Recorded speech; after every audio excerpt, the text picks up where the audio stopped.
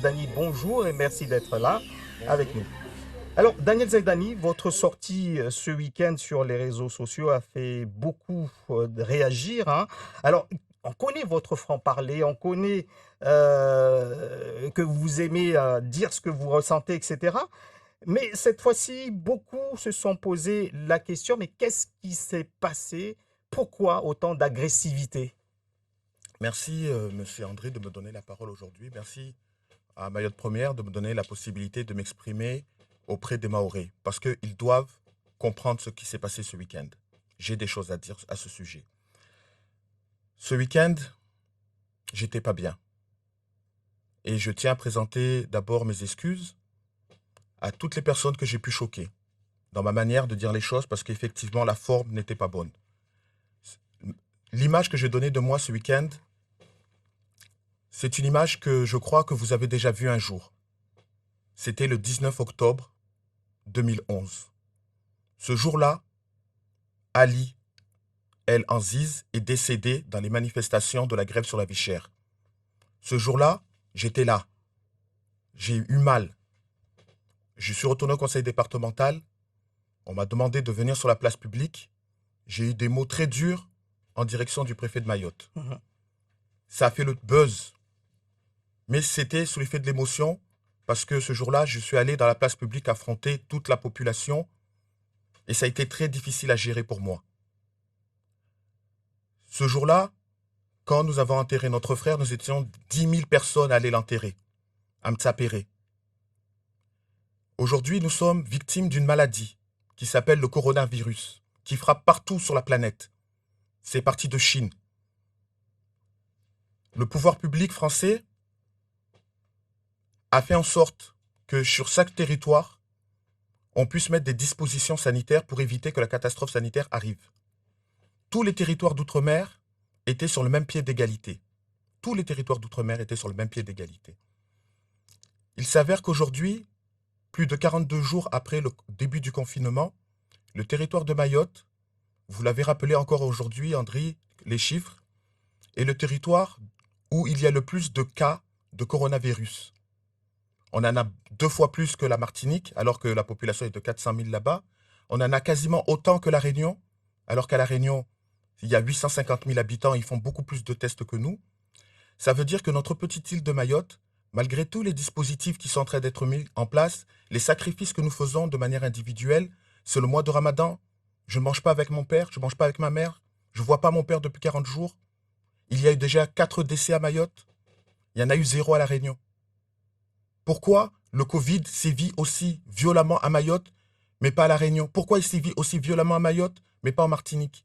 Alors, vous dites que c'est sous émotion donc, que vous avez parlé ce week-end.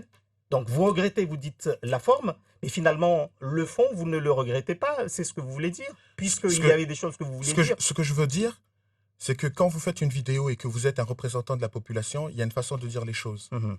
Je sais que ce que j'ai dit, je l'ai dit de manière très brute et ça a pu choquer chacun. Donc, des amis à moi, des proches, des gens de ma famille, ma mère, Mhm. des amis, des Mahorais. Mais il y en a d'autres qui ont apprécié. 14 000 vues, c'est beaucoup. Donc, c'est sûr qu'on ne peut pas satisfaire tout le monde. Donc, il faut savoir y prendre la forme. La forme n'y était pas du tout. Mais Mais le c'était fond, l'émotion. mais Maintenant, le sur fond le y est. fond. Le fond, Maintenant, je veux revenir sur le fond parce que c'est très important. alors d'abord sur le fond, vous êtes parti, vous dites de ce constat du Covid-19 et vous avez attaqué de front le préfet. Vous dites que il ne fait pas le job, il ne fait pas l'affaire, il doit quitter Mayotte, il doit partir. Est-ce que ce n'est pas un peu fort dans le contexte actuel, justement, alors qu'il y a cette crise sanitaire et que finalement la présence de l'État, la présence des représentants de l'État sur cette question-là est fondamentale. Moi, je ne veux pas que le préfet de Mayotte parte. Mhm. Je veux qu'il soit remplacé. Parce que sa responsabilité aujourd'hui, c'est de garantir la sécurité, de garantir la crise sanitaire à Mayotte. C'est de faire en sorte qu'il y ait le minimum de cas. Il a pris des décisions, il était dans son rôle, mais lorsqu'on regarde le résultat 42 jours après le début du confinement, il s'avère que l'île de Mayotte, par rapport aux autres départements d'outre-mer, est devenue l'île où il y a le plus de coronavirus. Ça veut dire que toutes les décisions qui ont été prises Et je ne dis pas qu'il n'a pas rien fait. On a vu, on le voit sur les plateaux, il explique ce qu'il fait. Mais toutes les décisions qu'il a prises, lui, parce que c'est lui qui les prenait, n'ont pas permis de contenir le coronavirus. Mais est-ce que c'est le Et bon moment alors pour un est- remplacement est-ce que le remplacement doit se faire quand il y aura 10 000, quand il y aura beaucoup plus de personnes, de personnes contaminées?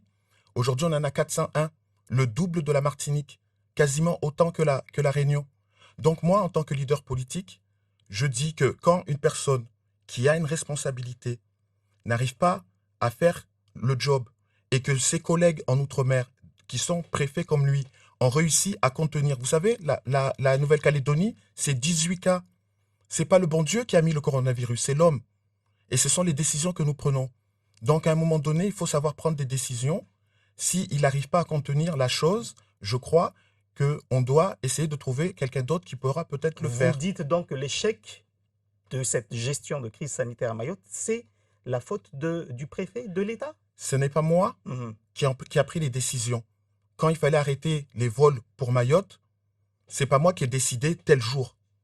Je l'ai dit sur Facebook qu'il fallait le faire bien avant, parce que j'ai fait beaucoup d'interventions sur Facebook. Aujourd'hui, ce que je dis, c'est que 42 jours après le début du confinement, à Mayotte, il y a 401 cas.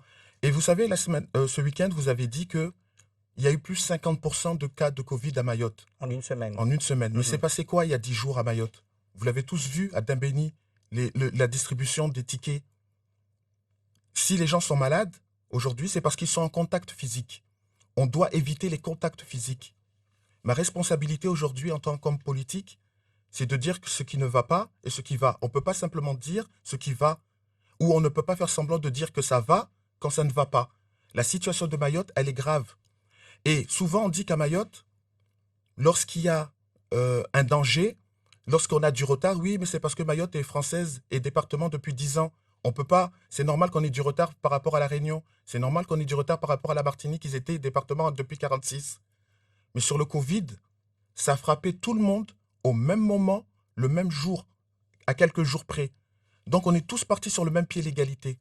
Si aujourd'hui il y a 400 cas de Covid à Mayotte et qu'il n'y en a même pas 170 en Martinique, c'est qu'il y a eu un problème à Mayotte dans le cadre de la gestion du Covid. Voilà ce que je dis. Si ce que je dis, vous avez l'impression que j'ai mal parlé vis-à-vis des autorités françaises, je pense que je dois dire quand ça va et quand ça ne va pas. De la même manière, quand moi je parle mal, vous venez me dire, Daniel Zaidani, tu parles mal. Alors quand on met en danger de mort la famille, nos familles, parce que tout le monde aujourd'hui peut attraper le coronavirus, tout le monde peut mourir. Vous savez, si demain je meurs du coronavirus, il n'y aura personne pour m'accompagner au cimetière. C'est ça la réalité. Et ça me fait mal de penser à cela, que je peux mourir seul. C'est pas dans nos habitudes à Mayotte. Mais on ira seul enterrer nos morts parce que c'est le confinement. Alors, vous n'êtes pas non plus allé doucement quand vous avez attaqué le DGS du conseil départemental, Manfour Saïd Ali. Vous avez aussi demandé son départ. Pourquoi? Est-ce qu'il y a quelque chose de personnel contre Monsieur Manfour Saïd Ali? Euh, Est-ce que c'est un potentiel adversaire au cantonal de Pamandzi Je dans un veux, an? je veux être très clair sur cette question. Merci Mhm. de me la poser, c'est important. Si Manfour Saïd Ali était un adversaire politique, la meilleure des choses qui pourrait m'arriver pour moi, c'est qu'il reste DGS au conseil départemental. Parce que vous le savez, un DGS ne peut pas être un élu. Vous lui Donc, reprochez quoi alors? donc moi aujourd'hui, si j'avais peur de lui ou si je ne voulais pas qu'il soit élu, je ferais tout pour qu'il reste DGS au conseil départemental. Je suis fier, très fier aujourd'hui de savoir qu'un enfant de Pamandzi est aujourd'hui le premier DGS du conseil départemental de Mayotte. Vous savez, il était maire de Pamandzi. Il a démissionné. Il a fait le choix d'apporter son savoir-faire, parce qu'à la base, c'est un administrateur, pour faire mieux fonctionner le conseil départemental. Il était maire de Pamandzi, élu en 2014. C'est Swaba Adine qui est allé le voir, qui lui a demandé de laisser ses fonctions de maire et de venir au conseil départemental pour l'aider. On lui a donné la rémunération qui va avec, qui est très importante. On lui a donné le logement. on lui a donné le véhicule. Donc on a créé toutes les conditions pour qu'il puisse travailler et qu'il puisse aider le département. Alors, qu'est-ce qu'il ne va pas? Aujourd'hui, Oui. ce que je vous dis, c'est qu'il y a beaucoup de choses. Vous savez, le préfet de Mayotte, avec le vice-recteur, on dit qu'on doit déconfiner. On doit ramener nos enfants à l'école. Pour le 11 mai. Pour le 11 mai, voire le 14 mai. C'est très important. Si Daniel Zaidani est ce qu'il est aujourd'hui, c'est grâce à l'école de la République française. J'ai redoublé ma 6e. J'ai redoublé ma 5e. J'ai eu des amis qui m'ont aidé. Une amie comme Fatima Abbas, que je tiens à respecter aujourd'hui et à lui dire que je sais que si j'ai réussi au collège, c'est parce qu'elle m'a aidé. C'était la première de la classe. Et elle m'a tendu la main et elle m'a donné des cours. J'ai réussi à avoir ma 3e. Je suis allé au collège. C'était dur. Quelqu'un comme Diane m'a aidé au collège quand j'étais en première. Tous ces gens-là, avec le système scolaire, ont fait que j'ai eu mon bac S. Je suis allé en France. J'ai réussi mes études. J'ai redoublé ma première année à la fac. Ma première année, je l'ai triplé 3 fois à la fac. Parce que quand un Maoré arrive en France, c'est pas facile. Mais j'ai eu des gens qui m'ont aidé. J'ai eu le conseil général qui m'ont aidé. Donc, j'ai fini mes études avec un bac +5. Je suis revenu à Mayotte, j'ai eu un job. Je ne suis pas un enfant riche. Et on a dit que 95% des Mahorais ne sont pas riches. Mais on sait que les 84% des Mahorais, s'ils vont à l'école, ils pourront devenir quelqu'un, comme je le suis aujourd'hui. Je suis quelqu'un grâce à l'éducation.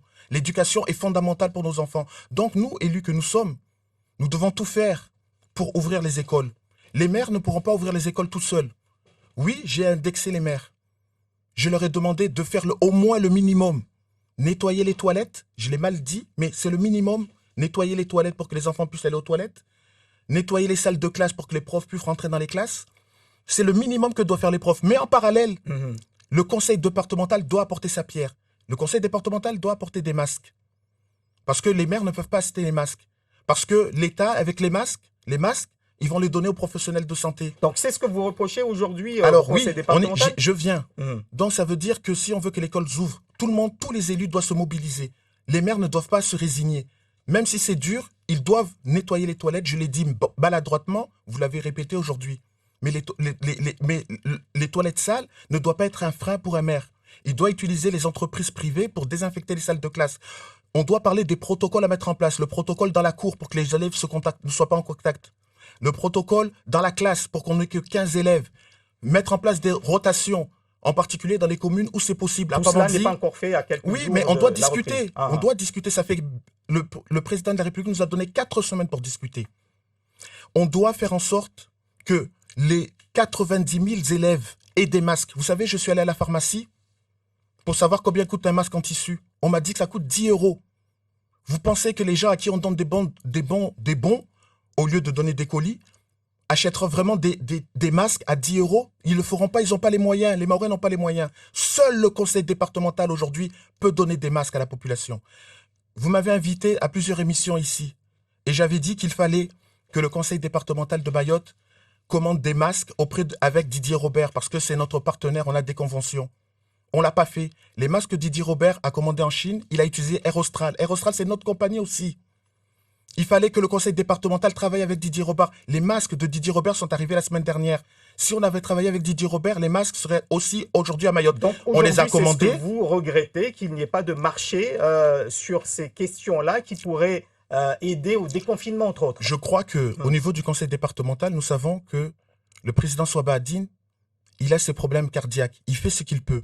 Il a demandé à ce que les élus, tous les élus du conseil départemental travaillent. On a une séance jeudi. J'ai reçu les mails, mais on n'a pas travaillé sur les dossiers. Alors que j'aurais pu proposer des dossiers justement pour que les choses aillent plus vite. Si on ne peut pas commander les masques en Chine, faisons les masques à Mayotte. La filière de couture, on doit l'organiser, nous, le conseil départemental. Ce n'est pas les maires qui pourront le faire, c'est le conseil départemental. Ce que je veux dire, je n'ai pas voulu insulter qui que ce soit. Mais j'ai voulu dire qu'à un moment donné, il y aura des responsables à cette situation du Covid avec les morts qui y vont avec.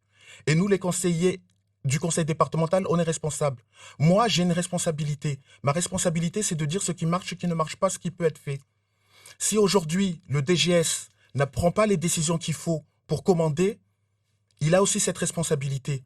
Donc, à un moment donné, si le DGS échoue là-dessus, nous échouerons tous. Mais dans un premier temps, il faut qu'il démissionne s'il n'arrive pas à impulser cela. C'est comme sur les marchés qu'il y a au conseil départemental.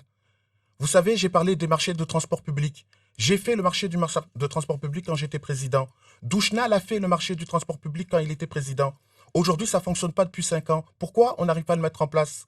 Si l'élu qui est chargé de ce dossier, c'est Fatima Souf, n'arrive pas à le mettre en place, on sait qu'elle était enceinte, qu'elle était hors du département. Je n'ai pas voulu l'insulter. C'est la vie, c'est la nature et c'est très bien pour elle. Je suis heureuse pour elle. Mais aujourd'hui, on doit faire en sorte que les marchés soient mis en place et pas faire des événements indéfiniment. Si elle était hors du territoire et qu'elle ne pouvait pas suivre le dossier, il fallait faire en sorte de me demander. Je suis disponible, je suis payé tous les mois par l'État, par les deniers publics pour faire quelque chose. Je peux agir.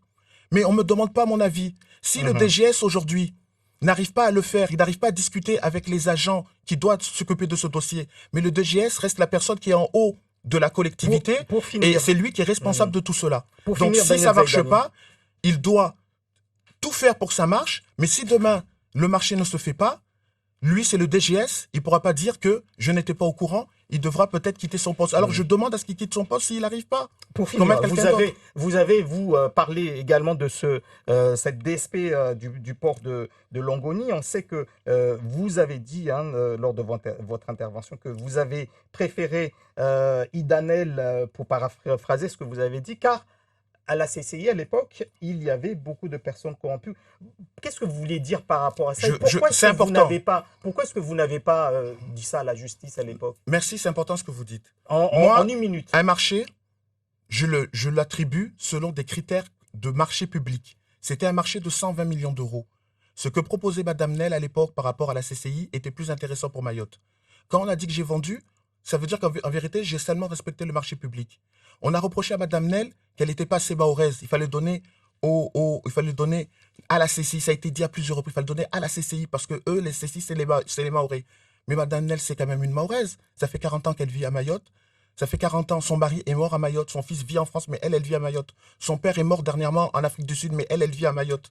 Elle a ouvert des entreprises à Mayotte en faisant travailler des Mahorais. C'est quoi être Mahorais? Être Mahorais, c'est pas être blanc. Être Mahorais, c'est pas être noir. Être Mahorais, c'est aimer Mayotte. Je crois qu'à travers ce qu'elle a fait dans sa vie professionnelle, c'est une Mahoraise. Moi, je suis né à Marseille, ce que j'ai dit dans la vidéo. Alors, né à Marseille, est-ce que ça fait de moi quelqu'un de moi Mahorais? Non, je vis à Mayotte. Ma femme, c'est une métisse. Certains pensent que je suis raciste. Je ne suis pas raciste. Ma femme est métisse, mes enfants sont des métis blancs. Ils sont plus clairs que moi. Je ne suis pas raciste. Mon beau-père est un Mzungu et on vit ensemble, on boit ensemble le week-end et on s'amuse tous ensemble. Je ne suis pas raciste. J'aime seulement ceux qui aiment Mayotte. Et par rapport à ce que je voulais dire au conseil départemental, je crois que les partis aujourd'hui ne font pas leur job. Parce que les collectifs individuellement font plus à Mayotte que nos partis. Parce que nous sommes trop divisés à Mayotte. Nous ne devons plus être divisés. Nous devons tous travailler ensemble. Nous ne devons pas dire, je ne donne pas de responsabilité à Daniel Zaïdani parce qu'il est dans l'opposition et parce qu'il va être mon adversaire politique demain. Merci à vous. Nous n'avons pas le droit de s'ignorer. Il y a trop de gens qui meurent à Mayotte. Et moi, aujourd'hui, je suis là, je suis disponible, je suis prêt. Je suis prêt à faire tout ce qu'il faut pour qu'on aille mieux. Parce que je ne veux pas mourir. Je ne veux pas que des Mahorais meurent pour rien. Merci, Daniel Zaïdani, d'avoir été l'invité de Zakwili.